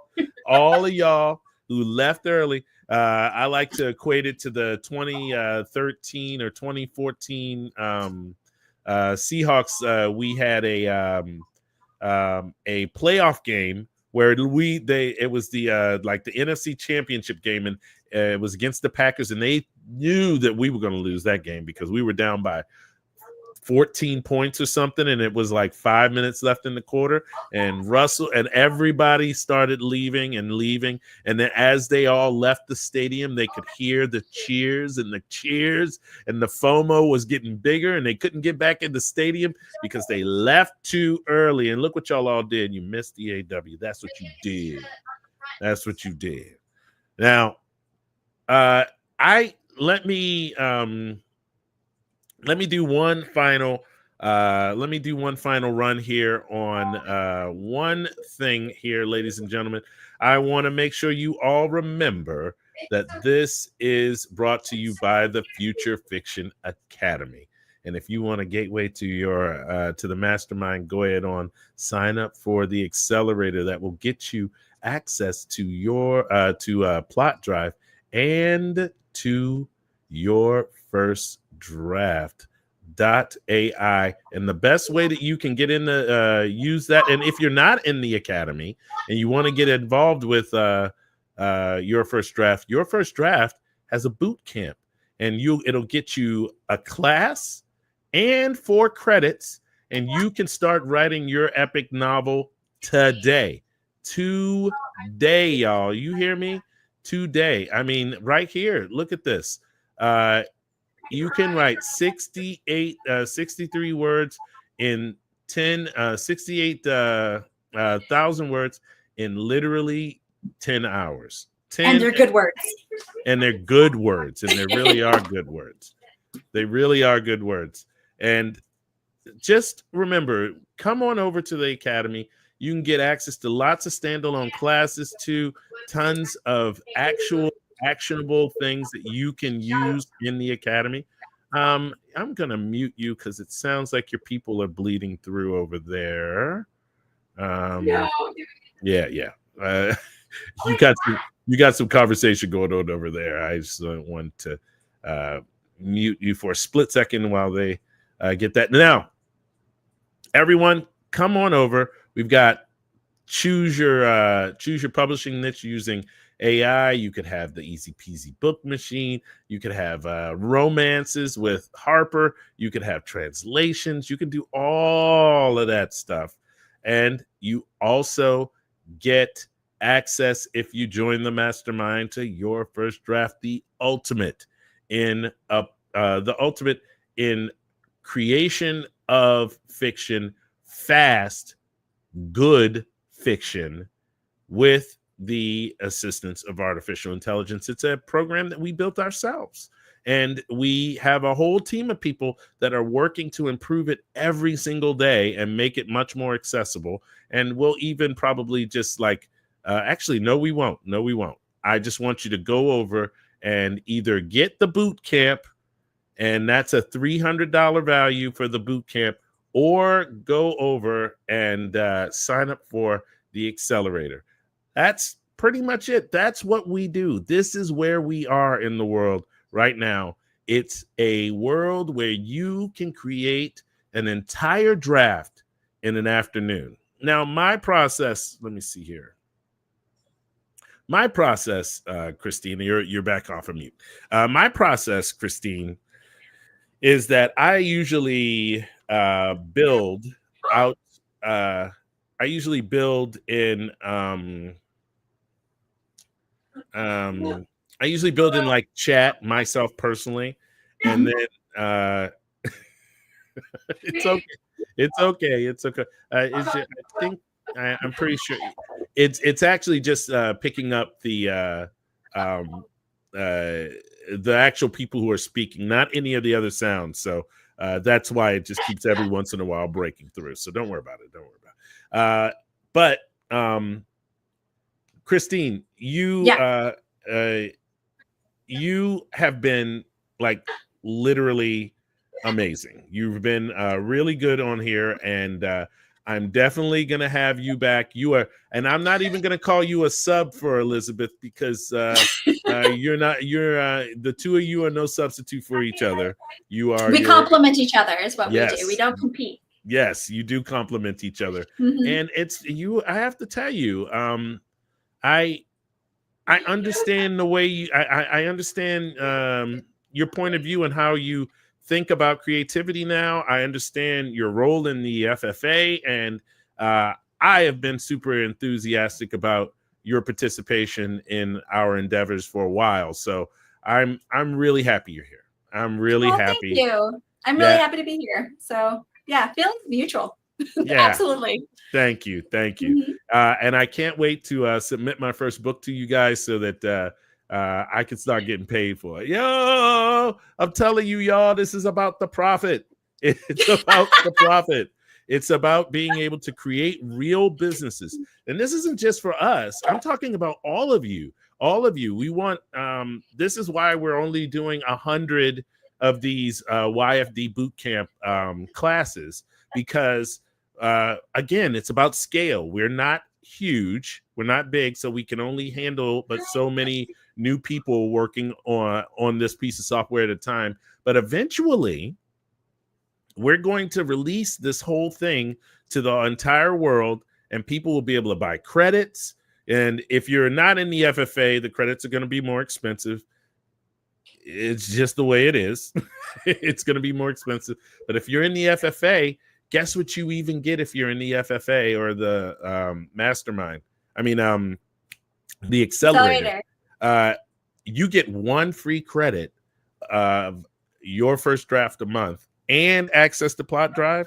I mean, that's a lot of value within itself, like $150 value right there. If you decide you wanted to be in the accelerator and come into the FFA, and you will write, you will learn how to publish books faster. Some of the classes, I mean, have you seen the classes in the FFA, Christine? I mean, they are pretty, some of them are college level friggin' Steph Bajonas and Stacy both are, they might as well be college professors.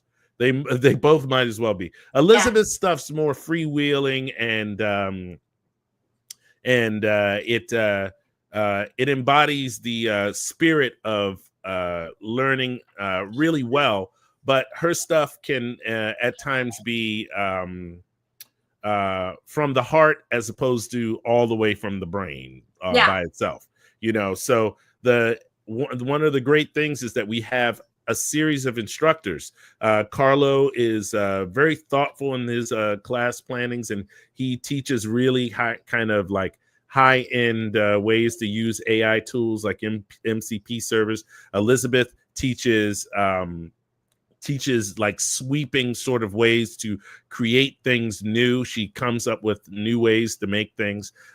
Stephanie sits down, works out exactly the things that she wants to talk about specifically to all kinds of tools that aren't necessarily in the FFA.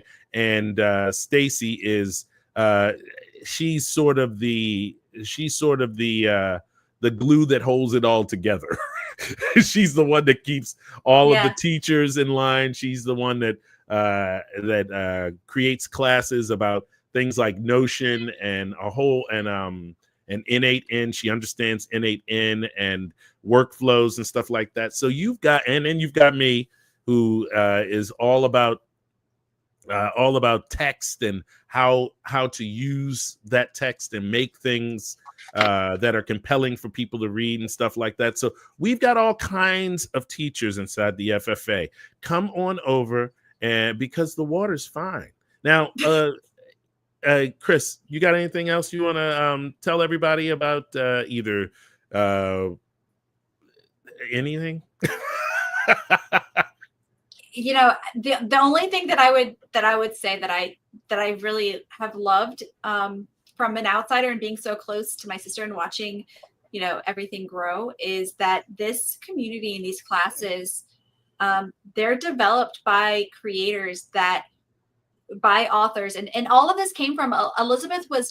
She saw AI coming, and she was like, I want to make sure that indie authors, or even any author really, has the ability to understand this and to use this and to not get pushed out by, I hate to say it. I don't know if there's anybody in the audience, but like a tech bro or somebody that's not already creating, that's somebody that's not already in this space. And so we welcome all creatives. Like, we want you here. We want you in this space, and we want to hear your voice. And so many people that have just so many authors started taking the courses, and then they find that they love it so much that they start teaching, that they become and now we have this huge community, and now we're writing books together and publishing together. Like please join us. Like, inclusivity, we're all about it. And we'd love to hear your voice. You have a voice, obviously. So. See, y'all, isn't she perfect? Isn't she perfect for the FFA? Isn't this nice? I have to tell you, I'm so excited. I've got 28 people in here, and we've got 3 minutes and 15 seconds left. Do me a favor, every single one of you, please click on that like button right down there. All of you, if you just do that for me right now. Go ahead, please click it. No, you too. All right. I like it. Now that you've all clicked it, it's going to get out to a heck of a lot more people. And we, ladies and gentlemen, will be able to spread the good news of artificial intelligence and creativity. I hope that you all have enjoyed Christine. I have enjoyed Christine. And our special guest is now, she's now not just a guest anymore. She's a part of the family. All right, Christine, I'm going to put you into the background here, and I'll see you in a second when I close down.